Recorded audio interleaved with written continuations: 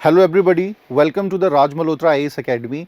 आज UPSC explain series में international relation से हम बड़ा ही इंपॉर्टेंट टॉपिक लेके आए हैं आपके लिए, which was recently in news that Pakistan has change it's political map. क्यों भारत के लिए इंपॉर्टेंट हो जाता है, उस पर बात करेंगे। क्या सिग्निफिकेंस है कश्मीर और अदर एरियाज के regarding from both fronts. Do we have any क्या हमें कोई चिंता करने की आवश्यकता है इस कंटेक्स्ट में। Why Pakistan desperately want Kashmir. Do we ever get COK और POK बैक। So these are the questions which we are about to discuss in today's topic. So let us start.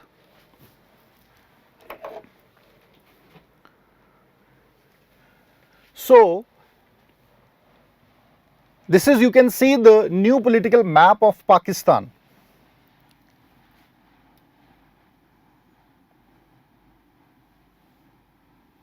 जैसे कि आप मैप में देख सकते हैं। So recently Pakistan has released नया मैप रिलीज किया, जिसमें Jammu Kashmir, Ladakh, sir creek and Junagadh का जो रीजन है आपका गुजरात में, उस पर अपना क्लेम पाकिस्तान ने बड़ा फर्मली दिखाया।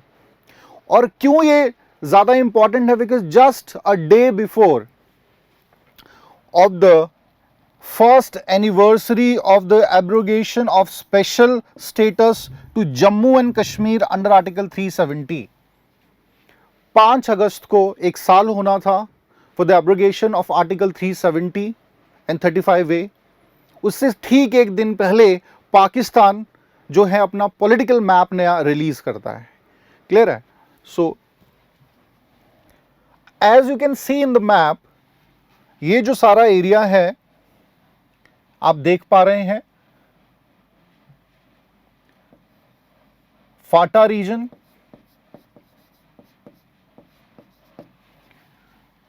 ठीक है। दिस होल क्लेम किया है कश्मीर पर पाकिस्तान ने अपने पॉलिटिकल मैप में। Before this it was said IOGK Pakistan, sorry, Indian occupied Jammu and Kashmir, ये पाकिस्तान कहता था। Now he also changed the term pertaining to this. Also in the Junagadh region of Gujarat region of India, उस पर भी अपना claim दिखाया। और सर क्रीक पर तो बहुत लंबे टाइम से डिस्प्यूट है दोनों देशों के बीच में। सो क्या डिस्प्यूट है उस पर जरा आते हैं।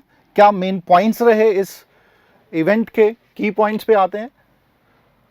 सो पूरा जम्मू कश्मीर पर अधिकार दिखा रहा है ये मैप। साथ ही साथ पाकिस्तान ने टर्म यूज की है जो अभी, वो है Indian illegally occupied Jammu and Kashmir.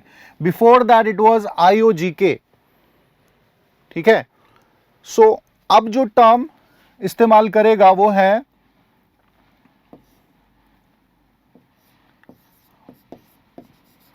IIOJK, Indian illegal occupied Jammu and Kashmir. और हर किसी इंटरनेशनल फ्रंट पर now Pakistan is about to use this term in context of the Jammu and Kashmir. Clear है। नेक्स्ट हम बात करेंगे इसमें और क्या नया ऐड हुआ है। It has also renamed Kashmir highway in Islamabad as Srinagar highway. ये एक चेंज लाया है कि कश्मीर एक हाईवे करके नाम दिया है इस्लामाबाद में, उसका नाम बदल के श्रीनगर हाईवे कर दिया गया। It claims the Siachen region of Sar Creek and the erstwhile state of Junagadh in Gujarat। साथ ही साथ, और ये पहली दफा नहीं है दैट सर्टन जो मैप में क्लेम्स दिखाए हैं पाकिस्तान ने, पहली बार है। इससे पहले भी इन 2012 Pakistan did the same when released the map in 2012 and portrayed Junagadh as a part of Pakistan's territory। But इतना ह्यूज अमाउंट में पूरा कश्मीर, जूनागढ़, फाटा रीजन, साथ ही साथ आपके सर क्रीक, ये पहली दफा पाकिस्तान कर रहा है। Now FATA also shown as a part of Khyber Pakhtunkhwa province. तो ये भी क्या है, डिटेल में और जानेंगे हम। तो ये कुछ की पॉइंट्स आप कह सकते हैं इस पॉलिटिकल मैप के अंडर पाकिस्तान ने कहे हैं। नेक्स्ट हम बात करेंगे भारत का इस पे क्या रिस्पॉन्स था, what was India's response over this. India ने किस तरीके से इसको रिएक्ट किया है, क्या बहुत ज्यादा चिंता करने की हमें जरूरत है या नहीं। तो सबसे पहला है, India has called Pakistan move as an exercise in political absurdity. Bharat ने बयान देते हुआ कहा कि पाकिस्तान बड़ा ही फुलिशनेस, अपना पॉलिटिकल फुलिशनेस को शो कर रहा है। It just political absurdity, nothing more than that. And India is not about to get, बहुत ज्यादा हार्म कोई भारत को नहीं होगा इससे। क्यों नहीं होगा? Because it is neither legally valid no internationally credible. Bharat कह रहा है कि ना ही इसका कोई लीगली इट्स वैलिड और इंटरनेशनली भी कोई रेलेवेंस इसका नहीं है। तो कहीं ना कहीं भारत को बहुत ज्यादा चिंता करने की जरूरत नहीं है, जो कि बिल्कुल सही है।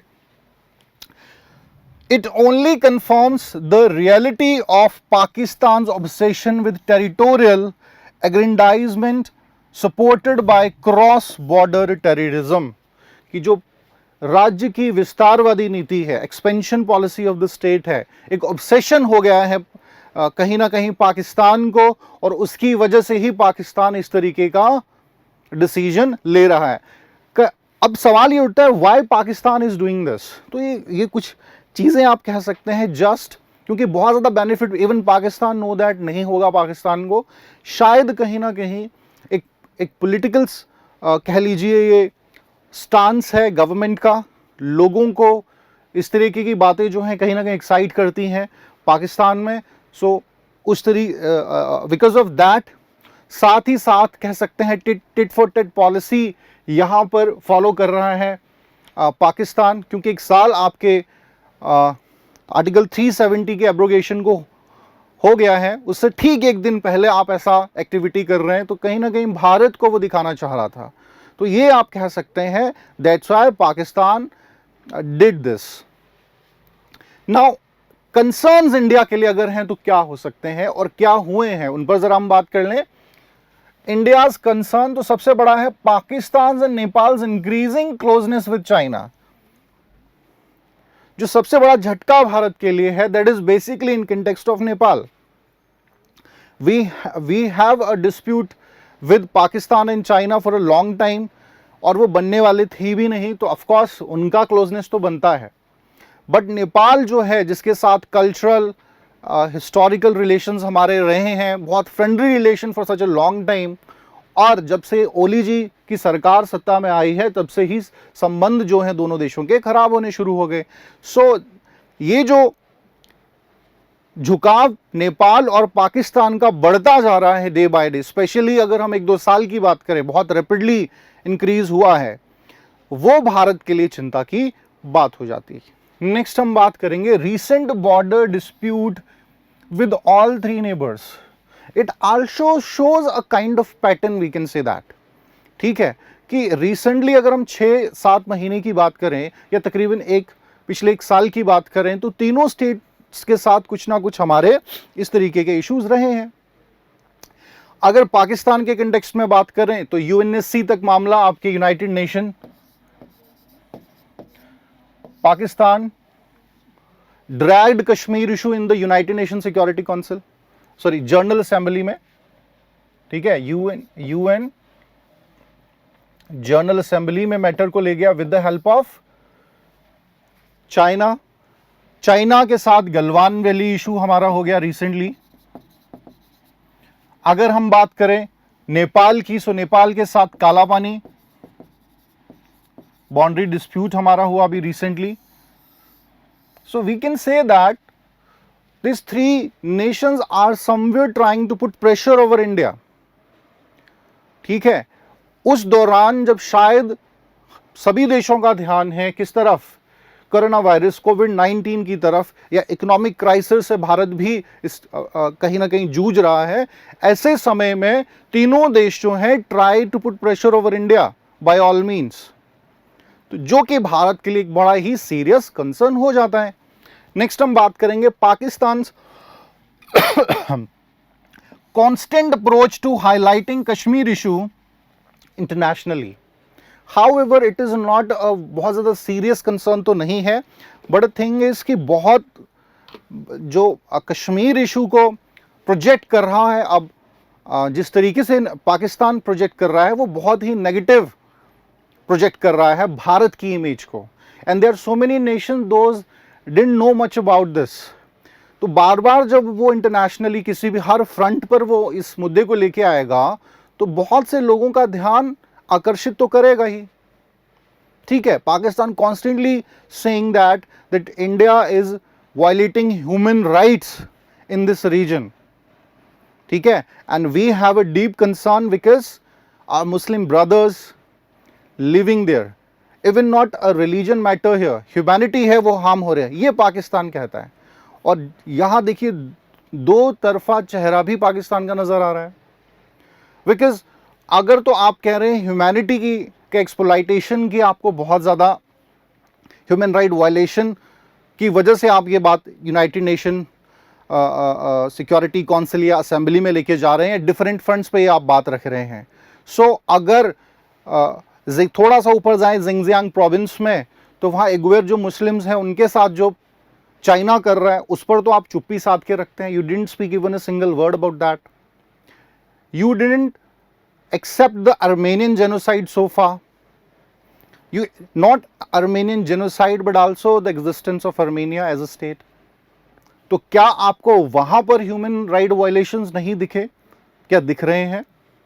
या हांगकांग में जो लोगों के साथ हो रहा है वहां पर क्या ह्यूमन राइट वायलेशंस नहीं दिख रहे? So it is all about the national interest.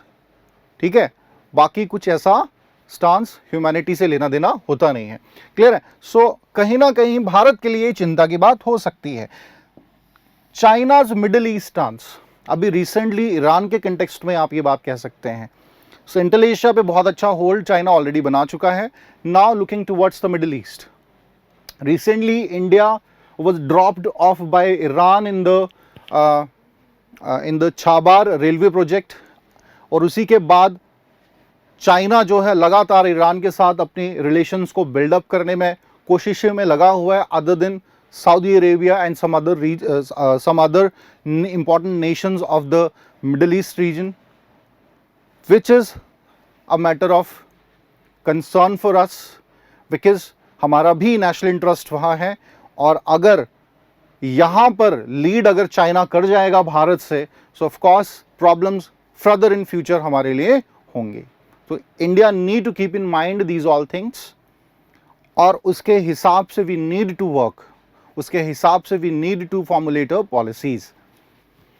Next हम बात करेंगे, नाउ लेट अस डिस्कस, ये जो आपका पॉलिटिकल मैप की मैं बात कर रहा हूं, सभी रीजन की एक एक करके हम बात करेंगे। तो let us start from the Siachen glacier region. तो सियाचिन ग्लेशियर जो है आपका, it is located, it's a part of Ladakh which has now been converted into UT की फॉर्म में कन्वर्ट हो गया है। It is the second largest glacier in the world's non polar areas. So I wanted to know, यहां पर मैं आपसे सवाल करना चाहूंगा, मुझे बताइए सबसे बड़ा दुनिया का ग्लेशियर कहां पर है? क्लियर है? Please answer. सेकेंड लार्जेस्ट है तो पहला कहां है, ये मुझे आप बताएंगे। नेक्स्ट है, it is located in the eastern Karakoram range. You can see in the map, eastern Karakoram range में आपके आता है, in the Himalayan just northeast point of NJ 9842, where the line of control between India and Pakistan ends. ये NJ 9842 क्या है, इस पर भी बात करेंगे। Karakoram sometimes called the third pole, extreme weather conditions जो है यहाँ पर, उसकी वजह से इसको third pole भी कहा जाता है। Next है, it is the world's highest battlefield, which will also make it strategically or geopolitically important for these three concerned nations, India, China and Pakistan. तो थोड़ा सा हम बात करेंगे आपके सियाचिन ग्लेशियर के कंटेक्स्ट में। देखिए, सबसे पहले बात करते हैं NJ 9842 की। तो यहां पर मैप में आप देख पा रहे हैं, दिस इज LOC, ये LOC आपकी लाइन है, ये रेड डॉटेज में जो दिख रहा है, and this point where the LOC ends, उस पॉइंट को कहा जाता है NJ 9842। ठीक है। साथ ही साथ यहां पर आप देख पा रहे हैं AGPL, actual ground position line, which started from Indira कोल,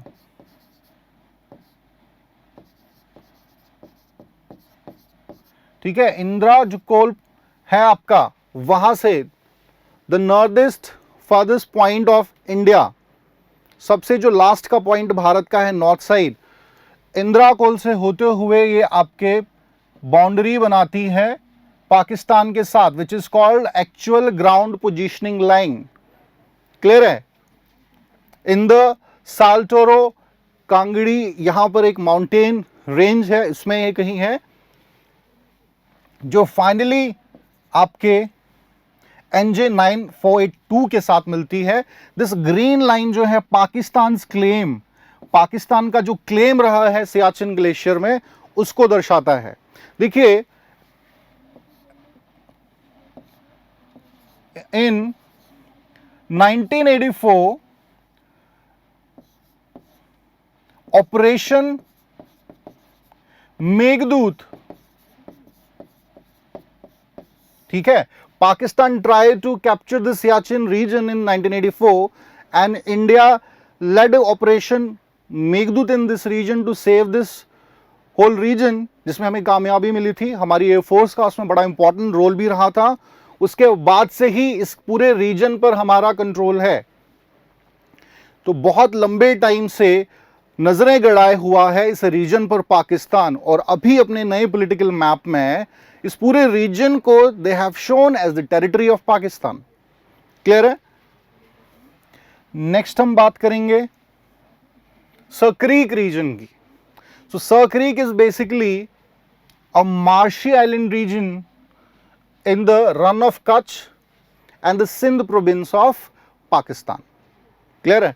ये आप मैप में देख सकते हैं इस तरीके से।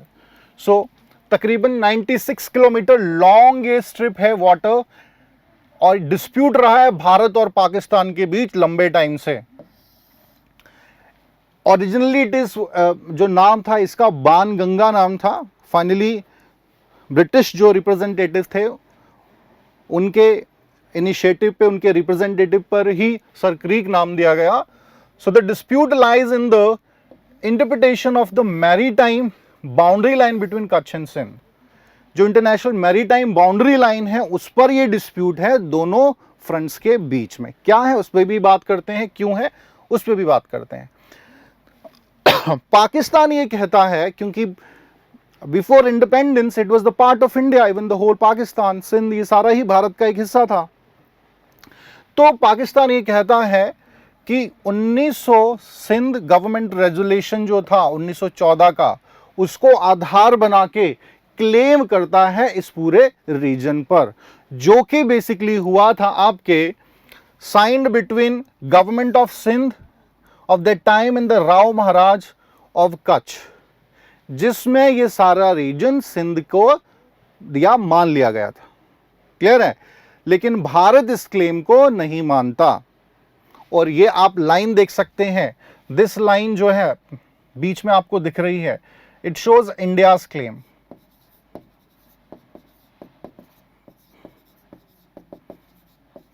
क्लियर है। On the other side green line है यहां पर, बेसिकली ये जो पूरा यहां तक आप देख पा रहे हैं, इट इज पाक क्लेम, पाकिस्तान का ये क्लेम है। पाकिस्तान पूरा ही इस रीजन पर अपना नियंत्रण कंट्रोल दिखाता है। So India insist that Sir Creek should be divided between two countries according to the thalweg principle. अब ये क्या प्रिंसिपल है? थलवेग प्रिंसिपल में क्या बात कही गई है? It is a international water loss के अंडर इस प्रिंसिपल का इस्तेमाल किया जाता है, specially in that condition when the description over the water body और वाटर जो आपका इस तरीके का रीजन है जहां पर बाउंड्री डिस्क्रिप्शन नहीं है या बहुत वॉग है, तो उस पर यह प्रिंसिपल लागू इंटरनेशनल लॉस के अंडर किया जाता है, जिसमें यह कहा गया है कि ऐसी कंडीशन में मिडिल जो आपकी लाइन है उसको फॉलो किया जाएगा। सो इंडिया बेसिकली कहता है कि यह प्रिंसिपल लागू होना चाहिए। देखिए भारत जो है पूरा इस पूरे रीजन पर अपना क्लेम भी नहीं दिखा रहा है। India just showing under the international laws, under the thalweg principle की एक मिड जो लाइन है वो डिसाइडेड होनी चाहिए, and both fronts can use, that might be the solution of this disputed region. But on the other side Pakistan जो है इस क्लेम को सही नहीं मानता। वो कहता है कि भाई 1914 में ये रेजोल्यूशन इस तरीके से बना था, ठीक है।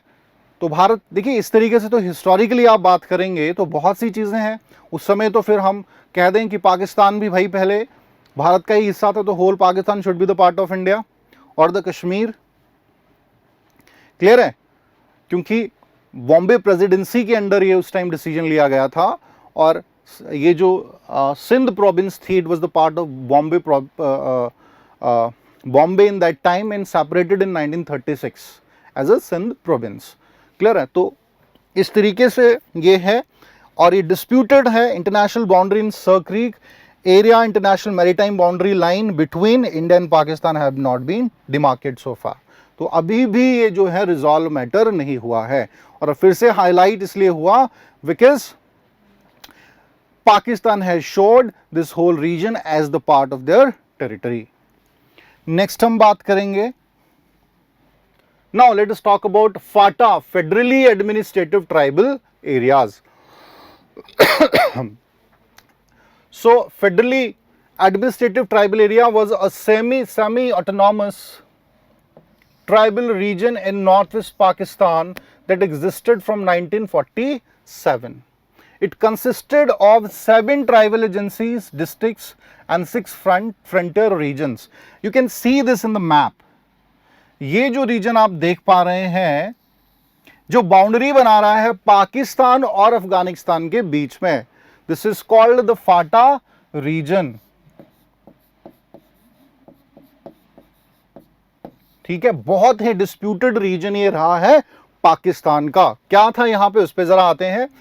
देखिए, the tribal areas are major threat of militancy and terrorism.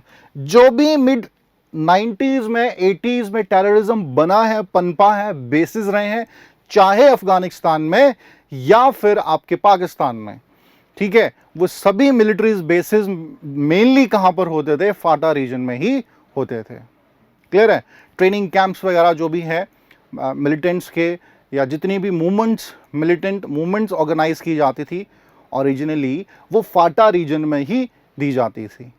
Clear है, अब जरा लॉस की बात करते हैं। Pak ruled here through special set of laws called the frontier crime regulation. What is this law frontier? एक सिंपल सी इसमें मैं बात बता देता हूं। ये ब्रिटिश टाइम का कानून है, और जैसे कह लीजिए कि इसमें, यहां से मैं एक सवाल भी आपसे पूछूंगा, इसके अंदर जो मेन चीज है, थ्री बेसिक प्रिंसिपल जो है for the existence of human life, उसमें ये तीनों ही नहीं दिए गए। वकील, अपील, दलील करने का अधिकार जो है वो नहीं दिया गया। तो मेरा सवाल आपसे ये है कि हमारी नेशनल मूवमेंट में कौन सा ऐसा मूवमेंट था जिसमें ये इशू पर ब्रिटिशर्स ने पाबंदी लगाई थी कि भारतीयों को वकील, अपील, दलील करने का अधिकार नहीं है? This is question for you. So ये जो है एक्ट जो था, इसी के अंडर कानून चल रहा था इस पूरे रीजन में। वजीरिस्तान रीजन है, यहां पर बहुत डिस्प्यूटेड है। और 2018 में, ठीक है, इन 2018 it was merged with the neighbouring province of Khyber Pakhtunkhwa. ये जो है आपका खैबर पख्तूनवा रीजन है, इसमें इसको मर्ज कर दिया गया। क्लियर है? सो और finally it has shown now in the political map of Pakistan. Map में शो नहीं किया गया था 2018 में, मैप में ऑफिशियली अब शो कर रहे हैं 2020 में। क्लियर है? सो ये था आपका फाटा रीजन। नेक्स्ट हम बात करेंगे जूनागढ़ की। So you can see the Junagadh province कहां पर है। ज्योग्राफिकल कोई भी कहीं से भी बाउंड्री शेयर नहीं कर रहा पाकिस्तान के साथ, despite the fact Pakistan claim over this. ठीक है, ये मैप आप लार्जर मैप देख सकते हैं जूनागढ़ का, क्या इसका इतिहास था और क्या इशू था उस पर जरा बात करते हैं। तो Junagadh is the coastal Gujarat, it was a part of the Kathiawar region of India, decided to join India in 1947 and decision was formalized through the plebiscite in 1948। तो अगर थोड़ा सा हिस्ट्री आपने पढ़ा है मॉडर्न, उसमें यू गॉट एन आइडिया कि 562 रियासतों में से मेनली लास्ट में 3 जो प्रिंसली स्टेट्स थे, हैदराबाद, जूनागढ़ और कश्मीर, ये जो थे डिस्प्यूटेड रह गए थे। जूनागढ़ की हम यहाँ बात कर रहे हैं। तो उस समय पर जो आपके वहाँ के राजा थे, रूलर थे, वो थे Mohammad Mahabat Khan ji third, the last ruling nawab of Junagadh. So he was a Muslim ruler but the population of this region was Hindu. So he wanted to merge Junagadh in Pakistan, but जो pressure under the leadership of Sardar Vallabh Bhai Patel पड़ा, उसकी वजह से यहाँ plebiscite हुआ, और plebiscite क्योंकि Hindu population थी यहाँ पर, तो भारत के फेवर में फाइनली हुआ और Junagadh merged in India in 1947। और इस प्लेबिसाइट को पाकिस्तान नहीं मानता, एक्सेप्ट नहीं करता। क्लियर है? So Junagadh became a part of the Indian state of Saurashtra until 1 November 1956। Clear है? सो इस तरीके से हम कह सकते हैं ये जो रीजन था भारत का एक अभिन्न हिस्सा अब है और पहले भी था। लेकिन रिसेंटली नाउ पाकिस्तान ने again showed Junagadh as the part of their territory. Next हम बात करेंगे ये कुछ जो इश्यूज थे रीजन्स में, क्लेम्स थे, उन पर हमने बात की। नाउ द क्वेश्चन इज, थोड़ा सा कश्मीर पर आते हैं, दैट व्हाई कश्मीर पर इतना ज्यादा डेस्परेटली पाकिस्तान वांट टू, पूरा कश्मीर पर अधिकार क्यों इतना डेस्परेटली पाकिस्तान चाहता है? ठीक है, तो पहला आप देखेंगे significance of Indus river water for Pakistan. Indus river जो है वो आपके इसी रीजन से निकलती है और कहीं ना कहीं कह सकते हैं it is the backbone for the agriculture and the food line of Pakistan. Pakistan depends a lot over this. Clear है? पाकिस्तान बहुत ज्यादा जो इकोनॉमी है वो निर्भर करती है इस रिवर में, इस रिवर पर हर तरीके से।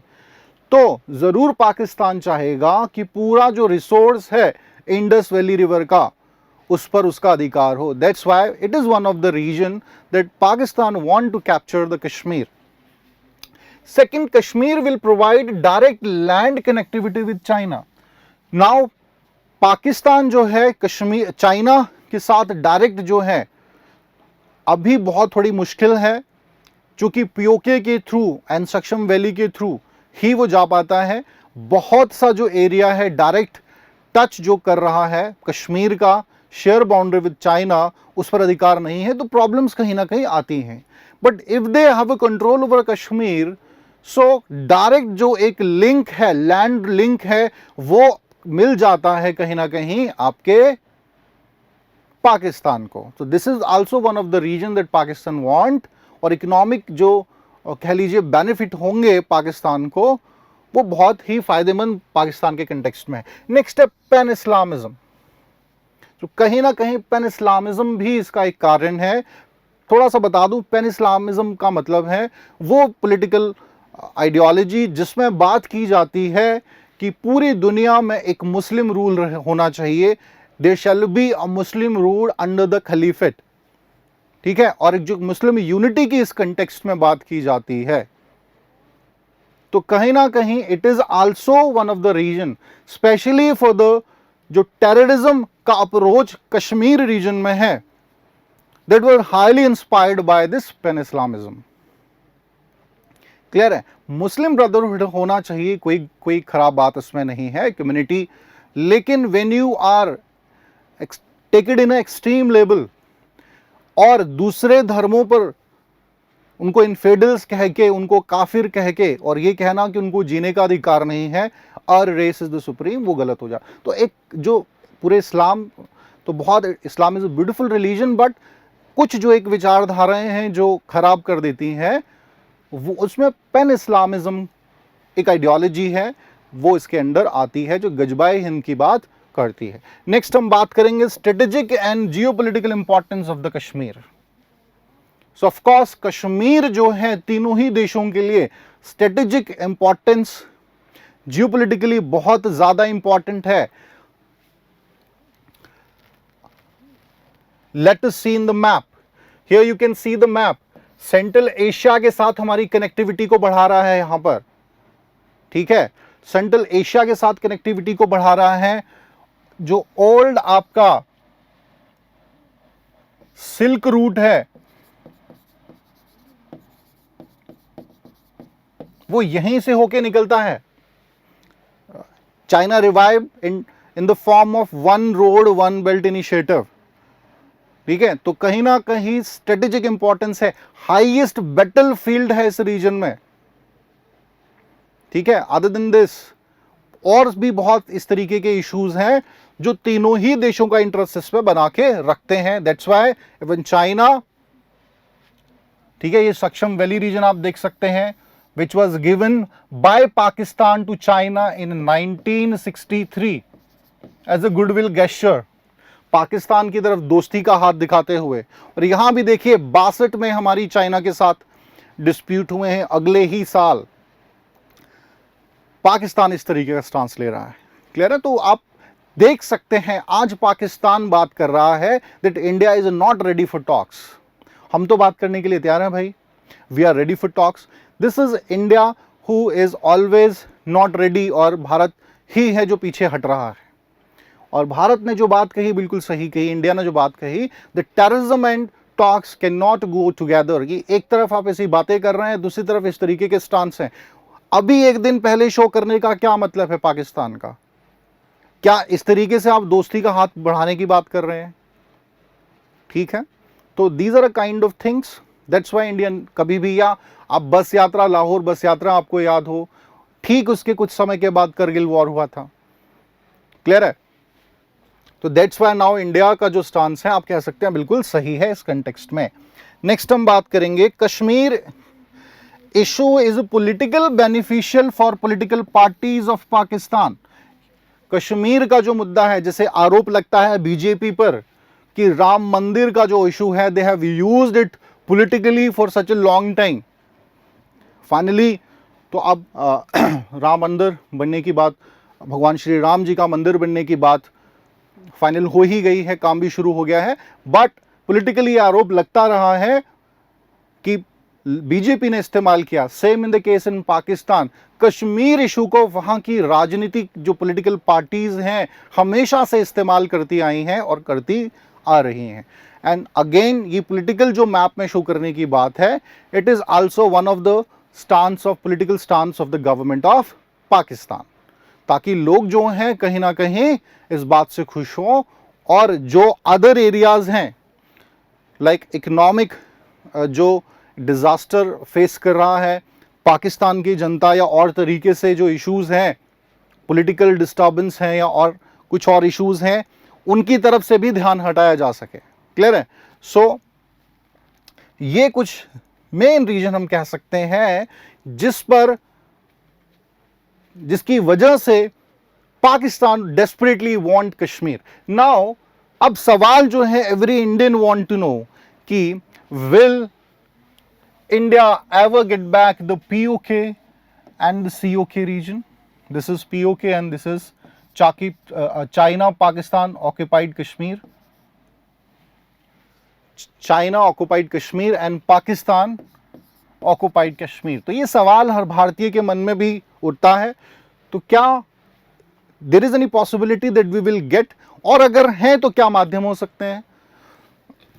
देखिए राइट नाउ अगर हम कहें तो बहुत मुश्किल है, पॉसिबिलिटी दिख नहीं रही, कि फिलहाल तो नहीं दिख रही कि पीओके और सीओ भारत के पास फिर से आ जाएगा। और अगर कोई माध्यम बनता है तो वो क्या हो सकता है? पहला हम कह सकते हैं वॉर, कि भारत जो है दोनों ही फ्रंट्स के साथ युद्ध लड़े और इस पूरे एरिया पर फिर से अपना कब्जा कर ले, जो कि सही भी नहीं होगा और पॉसिबल भी फिलहाल तो नहीं दिख रहा, बिकॉज वॉर जो है इनवाइट्स नंबर ऑफ अदर जो प्रॉब्लम्स है। इकोनॉमिक तो लॉस होता ही है, बाकी जो हमारे सोल्जर्स जो है ना, तो का लॉस जो होता है वो उसकी भरपाई करना शायद बड़ा मुश्किल है। अभी गलवान वैली के छोटे से इशू के कंटेक्स्ट में आप ये बात अच्छे से समझ गए होंगे। So it is not right to say this कि वॉर, यस वॉर तब नेसेसरी हो जाता है जब बहुत ही कोई हमारे पास कोई और विकल्प नहीं बचा, then of course India can go with war. But ऐसा नहीं है कि कोई बहाना ढूंढ के हमें, भारत ने का इतिहास ऐसा रहा भी नहीं है कि भारत ने ऐसा कभी कुछ किया हो, और ये एक सही तरीका भी नहीं है। दूसरा जो तरीका हो सकता है, और मैं एक और चीज़ बता दूं, जैसे पीओके तो छोड़िए, सीओके के कंटेक्स्ट में मैं बात करता हूं। 2000 आई थिंक 5 या 6 की बात है, that China was ready to give this Aksai Chin region back to India.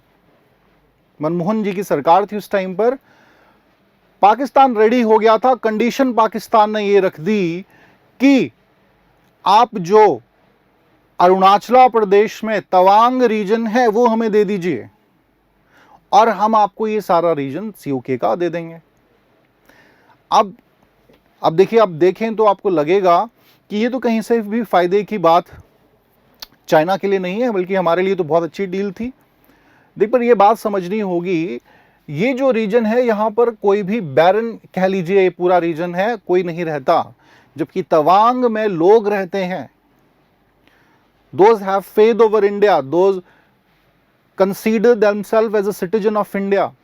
और भारतीय संस्कृति का एक बहुत बड़ा अंग है, बुद्धिज्म को बहुत बड़ी मोनेस्ट्री है तवांग रीजन में। और बहुत बार आपने खबरों में देखा होगा, जब भी Dalai Lama make a visit in the Tawang valley, तो चाइना बहुत ही एग्रेसिवली रिएक्ट करता है। सो भारत ने वो नहीं माना।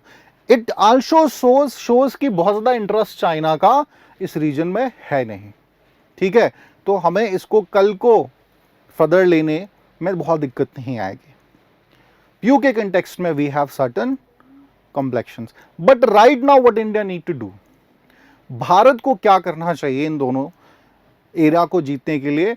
फिलहाल भारत ने जो स्टांस लिया है कश्मीर के कंटेक्स्ट में, ठीक है, एब्रोगेशन ऑफ आर्टिकल 370 और आर्टिकल 335A के कंटेक्स्ट में, वो बिल्कुल सही है। सबसे पहले हमें बात करनी है भारत के विकास की, भारत के इकोनॉमिकल डेवलपमेंट की, भारत को सुपर पावर बनाने की। ठीक है, उसके बाद जो है ऑटोमेटिकली जो चेंजेस आ जाते हैं, things are rolling in your favour. 2050 तक इस तरीके की बातें हो रही हैं that India and China are about to lead the whole globe. Clear है? तो अब आप देखिए डिस्प्यूट किस तरीके से रिजॉल्व हो जाते हैं। China have disputes with Russia as well, bonded disputes, but कभी भी चाइना की हिम्मत नहीं हुई कि उस पर जो आउटलुक वो पूरा भारत से या साउथ ईस्ट नेशंस की तरफ दिखाता है वो रशिया की तरफ दिखाए, because Russia is a powerful nation. तो वो जो क्लेम्स हैं वो कह लीजिए वो ठंडे बस्ते में होने के बावजूद भी China didn't say anything else, और वो रिजॉल्व भी रखिए। क्लियर है? तो जब भारत इस तरीके से आगे बढ़ेगा और इक्विवेलेंट हो जाएगा चाइना के या लीड करेगा, तो चाइना अपने अदर गेन्स को देखते हुए शायद इस पूरे सीओके को देने को भारत को राजी हो जाए without shed even a single drop of blood. तो ये अजम्पशंस हम लगाते हैं इस तरीके से। साथ ही साथ if we leading the whole globe economically और पॉलिटिकली हर तरीके से, तो हम यहां पर भी प्रेशर डाल सकते हैं। जो इंटरनेशनल ऑर्गेनाइजेशंस हैं, पिछले 20 साल में जो प्रेशर हमने डाला है पाकिस्तान के कंटेक्स्ट में, वो बिल्कुल सभी के सामने है। कॉन्स्टेंटली इंडिया कह रहा है that declare Pakistan as a terrorist state. Last year FATF की रिपोर्ट भी आई, ग्रे लिस्ट में आ गया था। ठीक है, तो इंटरनेशनली इमेज जो खराब पाकिस्तान की हो रही है वो भी प्रेशर डालेगा। अगर कल को यूनेस्सी का मेंबर भारत हो जाता है, वर्ल्ड बैंक में कंट्रोल ज़्यादा रहेगा, तो फंड्स रिलीज करने में भारत प्रॉब्लम क्रिएट कर सकता है पाकिस्तान के लिए। साथ ही साथ जितने भी रिवर्स हैं आपकी इंडिया की जो पाकिस्तान फर्दर जा रही हैं, हर रिवर पर डैम्स बनाने चाहिए भारत को, सो दैट हम इनडायरेक्टली प्रेशर डाल सकें without dropping a single drop of blood of our soldiers which is precious. Clear है? So these are a kind of things which India need to do. हालांकि it is not right to say, ठीक है, अभी दिल्ली दूर है, बहुत समय लगेगा इन चीज़ों में, बट हाँ एक मार्ग हमारे लिए हो सकता है। और जो भी इस तरीके की छुटपुट एक्टिविटीज़ पाकिस्तान कर रहा है, उसकी तरफ भारत को बहुत ज़्यादा ध्यान देने की आवश्यकता नहीं है, ठीक है? क्योंकि आप जब ध्यान देंगे सो आपका ध्यान जो है वो बटेगा। We need to pay heed towards for the development of India in different parts. So here we complete today's topic. Thank you very much.